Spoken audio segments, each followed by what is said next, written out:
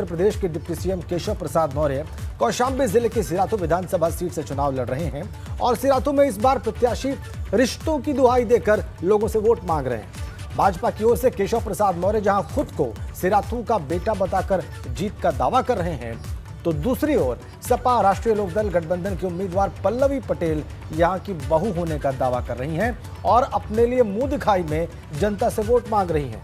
रिश्तों की दुहाई देकर वोट मांगने वाली सिराथू की सियासी लड़ाई बहुत दिलचस्प चली। टफ मुकाबला मानते हैं?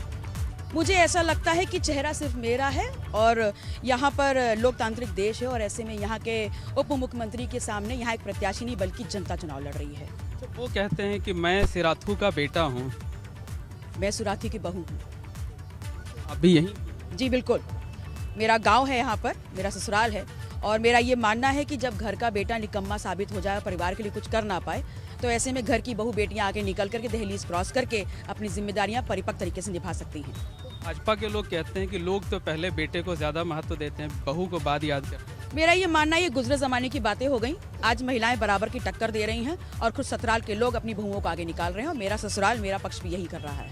अच्छा, एक तरफ प्रियंका गांधी भी कहती हैं लड़की हूँ लड़ सकती हूँ, 40% महिलाओं को उन्होंने टिकट देने का ऐलान भी किया, दे भी रही हैं। वो कितनी बड़ी चुनौती होगी पूरे उत्तर प्रदेश के परिप्रेक्ष्य में? गर्म बात। मुझे ऐसा लगता है कि बहुत ही अच्छी सोच है अगर महिलाओं को किसी भी कारण से आगे बढ़ाया जा रहा है, क्योंकि महिलाओं में एक दूरदर्शिता होती है, सहजता से वो काम कर सकती हैं और मैं इस बात को मानती हूँ कि जितना अधिकार इस देश में और इस देश के हर तंत्र में जेंट्स का है, उतना ही महिलाओं का भी है।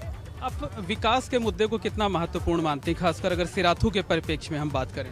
देखिए, सिराथू विधानसभा पिछले 8-9 दिन से जो मैं देख रही हूँ पूरा क्षेत्र में जाके, सड़कों के नाम पर यहाँ कुछ नहीं है। यहाँ पर लोगों की कोई सहूलियत यहाँ पर नहीं है और सबसे ज़्यादा लोग जो दुखी हैं वो शिक्षा के नाम पे दुखी हैं, नौजवान रोजगार के नाम पे दुखी हैं, किसान इस बात से दुखी हैं कि यहाँ पर जानवर किस वक्त फसल हमारी चर जाएगा, इसके लिए कोई सुविधा नहीं है उनको। तो मैं ये वादा करना चाहती हूँ अगर मैं सदन में गई तो लोगों को जानवरों से जरूर छुटकारा मिलेगा। इस बात को मैं अपने नौजवानों से बोलना चाहूँगी कि रोजगार उनको ज़रूर मिलेगा, उनको अपने रोजगार के लिए, यहाँ के अधिकारों के लिए लाठी नहीं खानी पड़ेगी। भाजपा के उम्मीदवार हैं डिप्टी सीएम, आप कह रही हैं कि सड़कें नहीं हैं, वो इसी को उपलब्धि बता रहे, कह रहे मैंने बहुत सड़कें बनवाई, मैंने बहुत फ्लाईओवर बनवाए। देखिए, उन्होंने कहाँ फ्लाईओवर बनवाए, कहाँ सड़कें बनवाई ये तो नहीं पता, क्योंकि कल मैं उनके ससुराल होके आई हूँ और वहाँ की स्थिति तो यहाँ से भी ज़्यादा खराब थी। मतलब काम नहीं हुआ है? काम बिल्कुल नहीं हुआ है और ये मुझसे ज़्यादा अगर आप जनता से पूछेंगे तो आपको बताएगी। सिराथू से जो मैसेज जाएगा वो पूरे यूपी में या देश की पॉलिटिक्स में कितना कारगर साबित? मुझे ऐसा लगता है सिराथू से जो एक मैसेज निकलेगा वो उत्तर प्रदेश की सत्ता को पलट देगा और साथ ही साथ ये स्थापित कर देगा इस देश की राजनीति में कि जनता से बड़ा कोई नहीं होता।